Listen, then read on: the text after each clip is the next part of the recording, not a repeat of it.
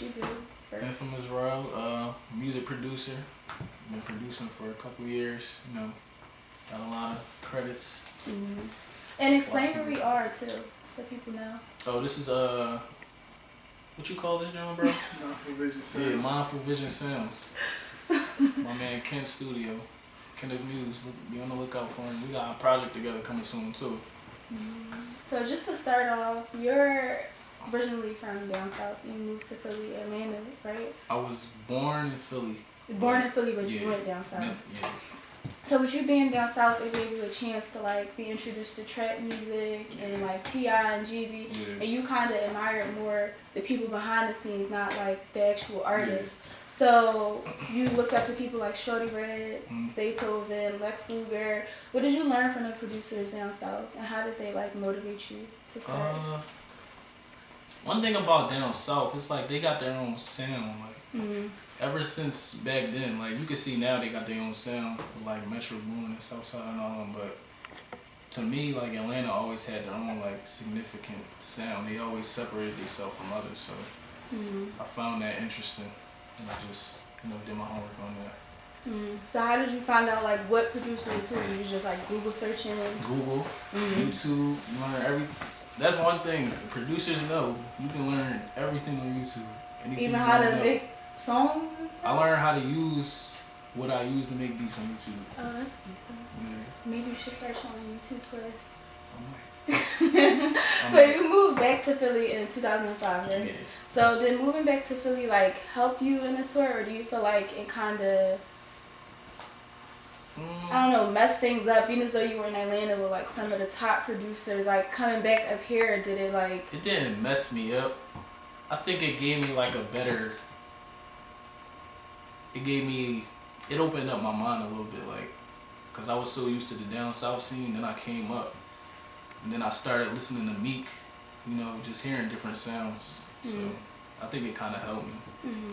So since you've been back in Philly, you've been producing and making hits for ARF, PNB Rock, Quilly, B-Love. How did working with those artists, like how was it? Was it really just networking, getting my name out, like being a producer, you kind of overlooked in a way, so you just gotta be different, and I think that's why everybody. So did you reach out to them, or like did they reach out to you? Yeah. Okay. I reach sometimes it's like if they know who you are, they'll reach out to you. But me, like first starting, I reached out to them, getting emails, just cooking beats, sending them. So do you feel like they give you your credit? Means that are like big names. They definitely the credit, give you your credit. yeah. They tag you, whatever they gotta do. Yeah. So as a producer, well, I just asked you, do you send your beats out, or do it come to you? So you said you do them through email. So name some of the songs you've done for people. I know the big one is like Fleet by PNB Rock. What other songs did you do that you might know? Can I name some of my personal favorites? I got a crazy catalog. B-Love got some crazy bangers. I like On Top from this last project. My man Kenneth Muse, I can't let y'all hear that, but why?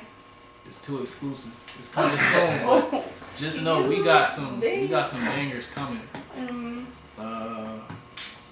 So did you ever put like a big mixtape together, or like? I was thinking about it, but with different people. I don't know. I don't think they're ready. No. I'm real low key with a lot of stuff. Yeah. Well, you gotta get people ready.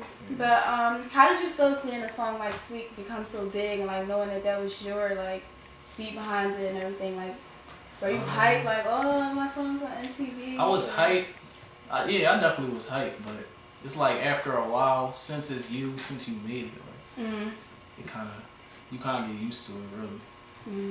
So like, have you ever been like, did he ever perform a song somewhere you were there, like, or is it just like you get them the song and then they go their separate way? Or, like, have you ever like been close with the artist, or like been in shows with them? I remember he had a release event or something like that at Onyx after the song was dropped, and that joint was crazy.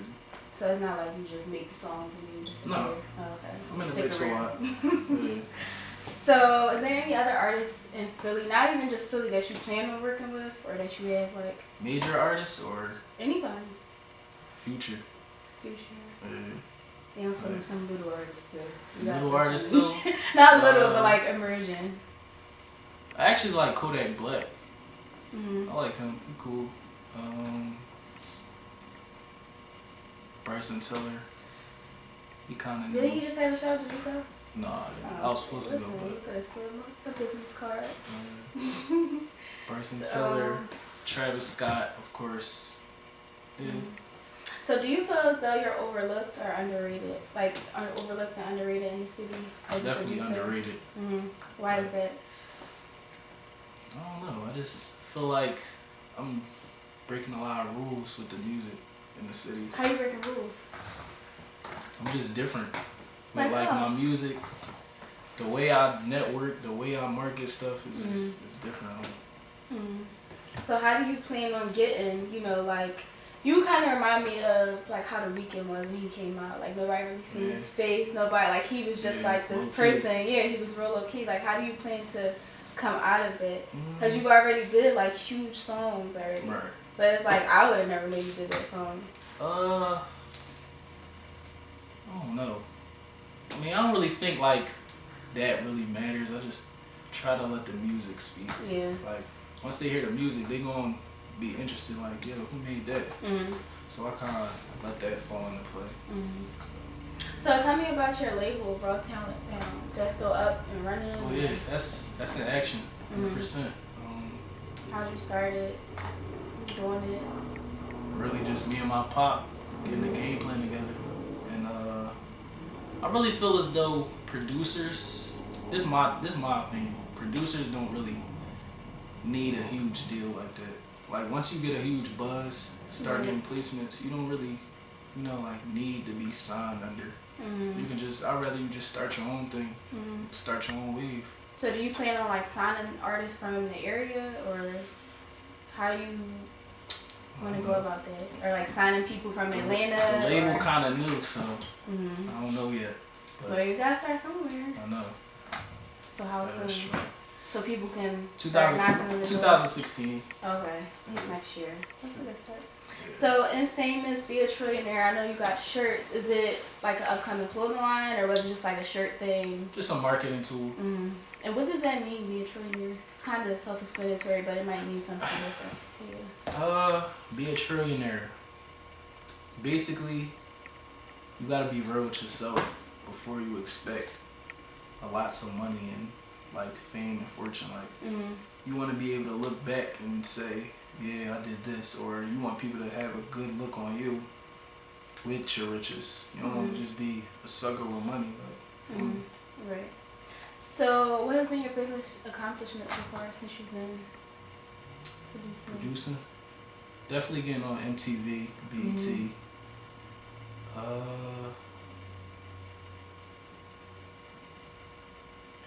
Or your biggest downfall? Biggest Did you do downfall? something and you was like, I should have never did that, or it was too early to be making these type of mistakes? No. So you had no downfalls. Not that I can think of right now. now. Okay. I'm definitely not perfect. Definitely not perfect, but I can't think of that right now. So how would you rate yourself as a producer? If somebody was looking to work with you, like what would you say your work is on a 1 to 10 scale? A 10. Why? If you ain't gonna be the best at it, don't do it. Right. I was trying to get you to think. You already know. So what's the future looking like for you? Like what do you have coming up? I know the label next year. The label next year,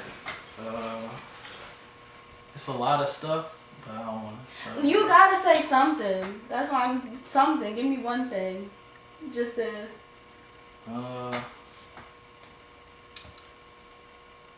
just be on the lookout for difficult. Fabulous and Infamous Rell. Be on the lookout for that. Just know. Fabulous, the rapper? Yeah. That's all I'm telling you. I want to know. Alright. So how can everybody contact you? Twitter, Infamous Rell 1. Instagram, Infamous Rell 1. Hit me up on Snapchat too. Snapchat be popping. Infamous Rell, _1. And before we go, is there anything that I didn't mention that you would like to mention? No. Alright. Nope.